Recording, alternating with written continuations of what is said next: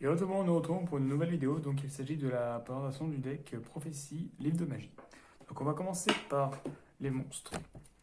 On n'a pas beaucoup. Donc, on a la grande prêtresse de la prophétie, qui est le boss monster de ce monstre, qui permet simplement de révéler 3 livres de magie dans la main, de l'invoquer spécialement et de bannir une carte livre de magie depuis la main ou cimetière et cibler une carte sur le terrain et la détruire. Ensuite, la justice de la prophétie, qui est une carte très importante aussi pour le deck. Elle permet, durant la phase, si on a activé une livre de magie ce tour, de bannir cette carte sur le terrain, d'ajouter un lumière ou ténèbres magicien de niveau 5 minimum, et un monstre et une carte à livre de magie depuis le deck à la main. C'est vraiment très fort étant donné que les livres de magie peuvent s'activer assez facilement. Donc du coup, ça permet simplement de tuto la prêtresse ainsi que euh, une carte livre de magie depuis le deck à la main. Donc c'est très très puissant. Ensuite, le magicien du livre de magie de la prophétie qui permet lorsqu'elle est invoquée normalement ou spécialement d'ajouter un monstre, enfin une carte livre de magie magique, livre de magie depuis le deck à la main. Donc c'est très sympa, ça permet de tutoriser, c'est un monstre de niveau 2 magicien, très sympa. Ensuite, 3 livres de magie du destin. Donc ça, c'est une très très très très forte carte livre de magie. Donc comment on passe aux magies. Si on contrôle un monstre magicien, on n'a que du magicien, on peut bannir 3 jusqu'à 3 spellbooks depuis le cimetière en magie. Et on bannit autant de cartes qu'on a bannies. Donc si on en bannit une, on peut retourner une carte magie piège dans la main. 2, on peut changer la position d'un monstre de face verso en position d'attaque face recto. Enfin, on peut le changer un ou l'autre. Donc on peut soit le mettre en face verso, soit le mettre en position d'attaque. Et on peut bannir une carte contrôlée par l'adversaire si on en bannit 3. Donc c'est vraiment très puissant. Étant donné que c'est plutôt simple d'avoir des livres de magie au cimetière. Ensuite, livre de magie du savoir. Elle permet d'en défausser une ou un monstre magicien contrôle. Donc soit on défausse une livre de magie, soit on défausse un magicien. On pioche 2. Tout simplement. Ensuite, le livre de magie de l'éternité. Donc celle-ci, elle permet de sélectionner une carte du spellbook, donc livre de magie, qui est bannie, et simplement de l'ajouter à la main. Voilà, donc c'est très fort, étant donné qu'il y a pas mal de cartes qui permettent de bannir, dont le destin. Ensuite, le livre de magie des secrets, donc ça c'est la base des livres de magie, elle permet simplement d'ajouter une carte magique, livre de magie depuis le deck à la main, excepté elle-même. Ensuite, livre de magie de la sagesse, qui permet en fait de sélectionner un monstre magicien. Sur le terrain, il n'est soit pas affecté par les effets de magie piège, soit pas affecté, soit pas affecté par les effets de magie, soit pas affecté par les effets de piège. Donc ça peut être très sympa s'il est ciblé, enfin s'il est pas ciblé, mais s'il doit être affecté par une magie piège, parce que ça ne dit pas ciblé, hein, ça veut dire que vraiment affecté par les effets de magie au piège, donc ça veut dire une magie qui ne cible pas, comme trou noir ou comme les forces miroirs, ben en fait ça permet vraiment de les protéger. Donc c'est très très puissant. Ensuite, le livre de magie de puissance, qui permet de faire gagner 1000 points d'attaque à un monstre magicien. Et quand il détruit un monstre au combat et l'envoie au cimetière, même pas l'envoie au cimetière, juste un monstre au combat, on peut ajouter une livre de magie depuis le deck à la main. Donc ça c'est pas mal, ça permet de booster et en plus du tuto. Ensuite, le livre de magie du croissant, je crois, qui s'appelle en français, parce que je l'ai en anglais. Si on n'a pas de carte spellbook dans le cimetière, ce qui est possible soit avec la magie de terrain que je vais vous montrer plus tard, soit au début de partie, on peut révéler 3 spellbooks de noms différents depuis le deck, et l'adversaire en choisit aléatoirement une et l'ajoute à la main. Et le reste va en dessous du deck. On peut activer qu'un par tour, et on ne peut pas activer de magie le reste du tour, excepté des spellbooks. C'est le reste. Hein. Non, ce tour. Le tour où vous activez les cartes. Donc c'est même pas le reste du tour. On peut activer vraiment que du spellbook. Bon, ça, sachant qu'on joue quasiment que ça. Ensuite, la grande tour de magie que je joue qu'en x2 pour éviter justement d'en avoir 3 en main parce que du coup c'est une magie de terrain. C'est facilement tutorisable, soit avec les spellbooks, soit avec terraformation. Donc autant la jouer x2. Ensuite, les 2 magies du maître, pareil, x2. Donc ça c'est pour éviter également 2 briques. Si on contrôle un monstre de type magicien, on peut révéler un autre livre de magie dans la main, cibler une magie normale, livre de magie, et copier l'effet, simplement. Donc c'est très très puissant. Livre de magie de la vie que je joue qu'en x1, qui est pas mal. Elle permet de reborn en fait. Donc on peut bannir un monstre magicien dans le cimetière et révéler une autre livre de magie dans la main, puis cibler un monstre magicien dans le cimetière, j'invoque spécialement la cible en position d'attaque face recto et j'équipe à cette carte. Le niveau du monstre équipé et d'augmenter du niveau du monstre qui a été banni. Donc en gros, si on bannit un monstre de niveau 2 et qu'on invoque la grande prêtresse, elle passe niveau 9. Ensuite, du coup, le Spellbook Star Hall, donc en français je sais plus comment ça s'appelle, donc c'est une magie continue qui permet à chaque fois qu'une magie Spellbook est activée, on peut placer un compteur sur cette carte. Tous les monstres magiciens qu'on contrôle, du coup, gagnent 100 points d'attaque pour chaque compteur. Donc si cette carte est détruite avec des compteurs, on peut tutoriser un monstre magicien qui est égal ou moins au nombre de compteurs au niveau du... un monstre avec un niveau qui est égal ou inférieur au nombre de compteurs qui sont sur cette carte. Donc c'est très très puissant. Ensuite, celle-ci que je joue qu'en x1, pareil, elle est très très difficile à sortir, mais elle est pas mal. Si vous avez 5 livres de magie dans votre cimetière, minimum, on peut dévoiler les 2 cartes du deck, ajouter les cartes livres de magie dévoilées à la main, donc s'il y en a 2, on rajoute les 2. Et aussi, je mélange les autres cartes dans le deck. Donc on peut en activer qu'une par tour et on peut activer que du livre de magie ce tour. Ensuite, on passe aux magies qui ne sont pas livres de magie, donc ils ne peuvent pas être activés avec librairie ou avec je sais plus laquelle qui permet de ne plus activer, Crescent je crois. Donc Monster Reborn, classique, on invoque spé. Ensuite, terraformation pour aller chez le terrain, donc ça ferait une carte en moins. Pourquoi pas jouer 3 terrains plutôt qu'une terraformation et 3 terrains pour simplement vider le deck. Et encore pour vider le deck, le gobelin parvenu. Donc le but étant d'avoir quand même le combo le plus rapidement possible. Donc le mieux c'est de tutoriser rapidement.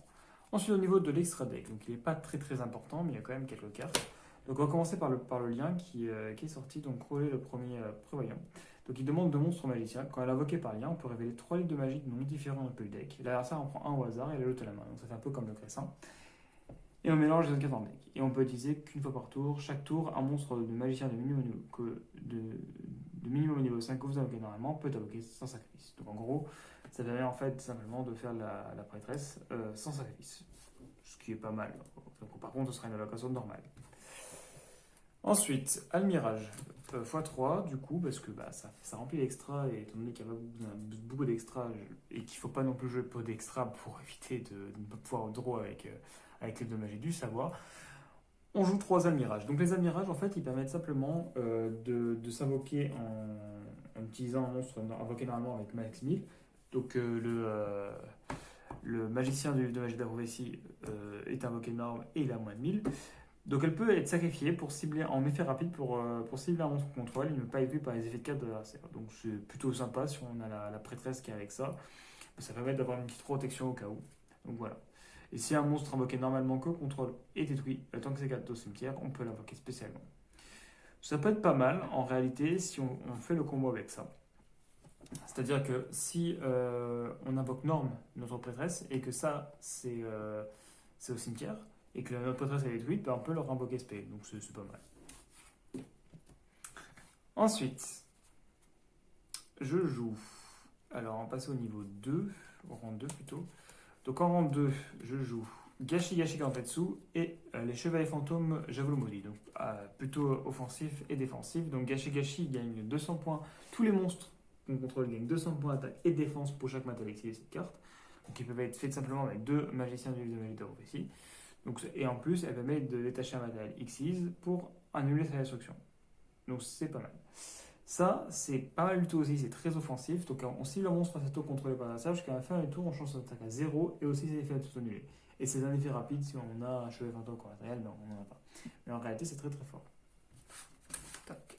Ensuite, magicienne Senefana, qui peut être mise sur des rangs 2 ou 3, enfin même moins en fait, même 1. En fait, c'est niveau rang 3 au moins, donc elle peut être mise sur ça. Et elle gagne 200 points d'attaque pour chaque Metallexis qui sont attachés à cette carte. Et si elle attaque un monstre en position de défense, on fait des dommages pour moins perçants. Donc voilà. Et tac tac tac tac, si cette carte attaque ou est attaquée avant le dommage de combat, on peut attacher on détache un Metallexis. Donc en gros, ouais, ça dépend vraiment de. Voilà. Enfin, après, elle passe directement, donc du coup, ça dépend du nombre de Metallexis qu'elle a.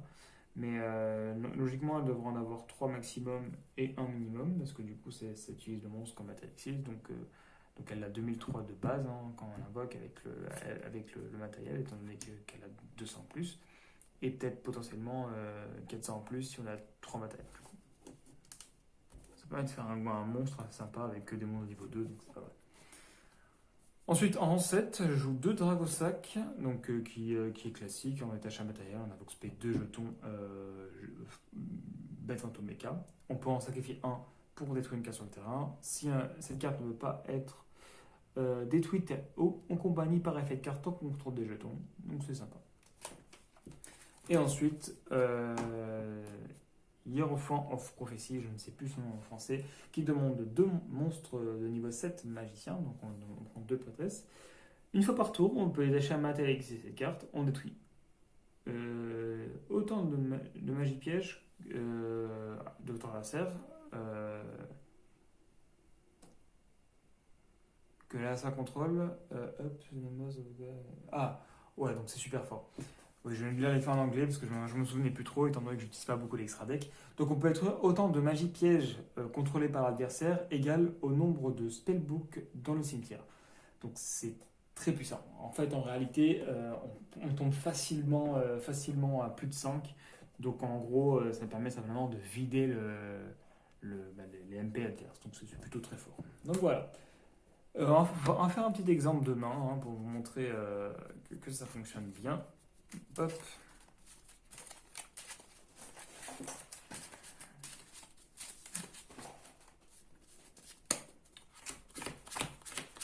Hop. Donc la compo est plutôt turbo. C'est vrai qu'elle peut se prendre très facilement soit des hand-traps, soit des cartes qui annulent des magies comme Horde Impériale ou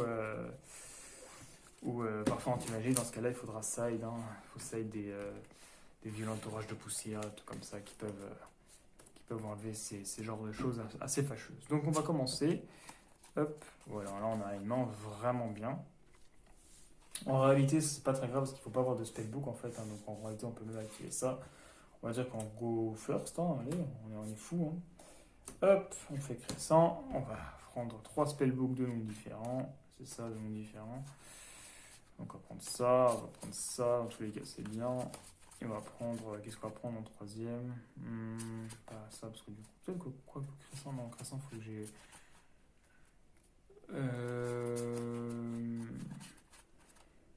C'est magie. Ouais, magie. Donc c'est magie. Magie. Et on va prendre ça, ouais, parce que ça peut être sympa. C'est sympathique. D'ailleurs, je ne l'ai pas dit, mais pour la compo, c'est très très fort parce qu'elle peut en fait, durant l'instant by, si on contrôle un monstre magicien, on peut placer un livre de magie dans le cimetière, au-dessous du deck, et piocher une carte supplémentaire. Donc ça fait piocher 2 à chaque draw. Et lorsque cette carte est en possession et détruite par un effet carte adversaire à l'intérieur du cimetière, on peut invoquer spécialement un monstre de type magicien depuis la main ou deck dont le niveau égal est inférieur au nombre de magie dans le cimetière. En réalité, si on en a 7, on peut tuto la prêtresse, ce qui est possible. Ou même si on en a 2, on peut toujours tuto le magicien dans le livre de magie de la prophétie qui peut tuto un peu n'importe quoi. Donc hop, on va voilà, choisir une au hasard, on prend celle du milieu. Hop, voilà, le reste. Shuffle the rest into the deck. Hop, back. Ouais, on mélange le reste dans le deck. Hop, voilà. Ensuite. Alors là, on a quand même une main plutôt intéressante. Parce qu'on a 2 fates. Bon, après, ça peut être activé une fois par tour. Donc on va peut-être en défausser une. Tac, tac. On défausse une fate, on draw 2. Peut-être avant de faire ça, pour éviter de faire un misplay, on va d'abord révéler et on va invoquer spell. Voilà. Et après, on va faire ça comme ça, on est sûr d'avoir les 3 spellbooks, même s'il y a très peu de chances quand même qu'on ne pioche pas de spellbook. Là, on a déjà pioché, voilà. Donc on active évidemment le terrain. D'ailleurs j'avais le tuto mais je l'ai déjà. Donc le terrain est vraiment très fort, donc on va contrôler forcément un magicien. Là on a 3 livres de magie, donc ça a vraiment roxé du poney. On pose ça, voilà. Donc là ce qui va se passer, c'est que pendant son tour, on va pouvoir bannir une de ses cartes. Donc on va bannir, voilà, tac, tac, on bannit. Donc là, s'il a une action qui est plutôt primordiale pour son deck, une invocation de norme qui est très primordiale, là c'est fini, il n'a plus rien. Et là je crois que c'est tac, tac, tac, tac, tac, tac, tac, une carte magie, de magie, donc on va même pas qui, voilà. Donc là, ça va être notre tour. Voilà. On fait passer un tour pour juste on draw. Tac, on met ça en dessous avec l'effet du machin. On draw 2. Donc là, rien qu'avec ça, on draw 2. Là, on peut invoquer une norme, on peut tout faire. Enfin, on peut faire ça, on peut le booster. Tac. Bon, après, le problème, c'est qu'on n'aura pas assez de livres de magie pour ça. Mais bon, ça, c'est pas trop un problème. Tac, tac, tac. À la limite, voilà. Enfin, on peut même faire l'effet de ça pour bannir. Donc là, on fait ça, on peut même faire paf, hop, effet. De toute façon, dans tous les cas, si on a ligne de magie de puissance, on va pouvoir boost. Si on détruit un monstre adversaire, on tuto. Donc le mieux, c'est de tuto L. Parce qu'on va regarder, hop, voilà, on va dire qu'on a détruit un monstre, paf, on tape, on fait ça, hop, on va récupérer ça, on copie le secret, tant qu'on y est. Comme ça, on va récupérer. Qu'est-ce qu'on va récupérer d'ailleurs? On va récupérer. Ah, et même le savoir, on est fou. On fait savoir en draw 2. Le but est vraiment de spam le maximum de spellbook dans le cimetière pour être sûr de pouvoir activer les fates, pour être sûr de pouvoir activer le terrain. C'est vraiment le but là. Donc on draw 2. Allez, nickel, on active ça tant qu'on y est, on est fou. On pose ça, c'est son tour, il va prendre tarif. Paf, paf, paf, paf. Une carte bannie, ça c'est fait. On a activé un spellbook, un compteur, donc ça va dans le cimetière évidemment. D'ailleurs, le fate aussi va dans le cimetière, je sais pas pourquoi je l'ai banni. Ah non, je l'ai banni. Pourquoi je l'ai banni? 3, 6. Ah non, ouais, je l'ai banni parce que du coup, je sais pas. Je sais pas. Donc du coup voilà, ben, là il y a un compteur, du coup tous les monstres vont gagner 100. Lui en fait en fin de tour aussi on peut activer son effet, on n'est pas obligé de le laisser sur le terrain, tac, on peut récupérer ça et ça. Après là, il a banni une carte sur son terrain, on imagine qu'il ne peut plus jouer. Là, je vous fais plein de tours parce qu'en vrai, il y a plein de trucs à faire. Tac, on fait ça, on remet ça en dessous, on draw une, éternité, on récupère le fate. Enfin, il y a vraiment trop de trucs à faire dans ce deck. Voilà. Pour vous montrer, là, et en plus, le Star Hall qui stack ses compteurs. Et c'est vraiment, vraiment très fort. Après, voilà, c'est fort et en même temps, ça peut tellement se prendre de choses. C'est dommage. Mais en réalité, quand ça démarre, c'est vraiment très puissant. Donc on va refaire une main. Normalement c'est une main qui ne break pas. Donc j'espère qu'elle ne va pas me faire dire le contraire. Et bien ouais. Ouais, là c'est vrai que c'est un peu compliqué parce que du coup on n'a pas grand chose.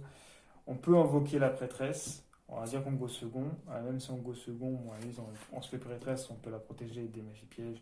Mais c'est vrai que là, du coup, on break un peu. C'est dommage, hein, en vrai. C'est pour ça que d'ailleurs, je joue Master que x2. Hein. Mais ça peut arriver. Je vous ai dit que ça break quasiment pas. Là, ça a breaké un peu. Mais après, on pouvait faire quand même des choses, mais c'était pas non plus incroyable. Il faut vraiment des. C'est pour ça que je joue savoir, secret et x3. C'est ce qui permettent en fait de simplement booster le deck. Pareil pour. Alors là, tac, tac, tac, voilà. Là, on a tout ce qu'on veut. Là on peut go first, on peut tout faire. C'est simple, hein, mais juste avec ça, on peut tout faire, en fait. On fait ça, tac, on fait ça. Alors, hop, on fait ça, qui permet de récupérer ça. On s'en fout après, hop. Ah oui, on peut essayer de... Alors là c'est intéressant parce que on peut soit décider de tuto ça pour essayer de draw, mais dans ce cas-là, on n'aura pas forcément le fate. Soit on peut la jouer safe, et moi je pense que je vais la jouer safe cette fois, et tuto directement le fate. Parce que si on n'a pas le fate au tour d'après, ben en fait c'est un peu dommage. Ça fait voilà. Donc là on révèle 3, on invoque P, on fait ça, on pose fake et ça. Donc là on en a que 2, mais l'avantage c'est qu'on peut faire tac, lui il est plus affecté par les magies pièges, donc on peut le faire en 2 temps. Et paf, hop, on fait ça, on bannit, on fait ça, on draw. On remet ça, on draw une de plus, on a déjà 2. Voilà, on a déjà un secret en plus, donc c'est magique. C'est magnifique. Donc voilà. Là, je pense que je vais faire allez, une petite dernière parce que du coup, c'était quand même demain, on va dire que demain qui brille pas et Ima qui brillait un peu. Et encore, elle brillait pas totalement, hein.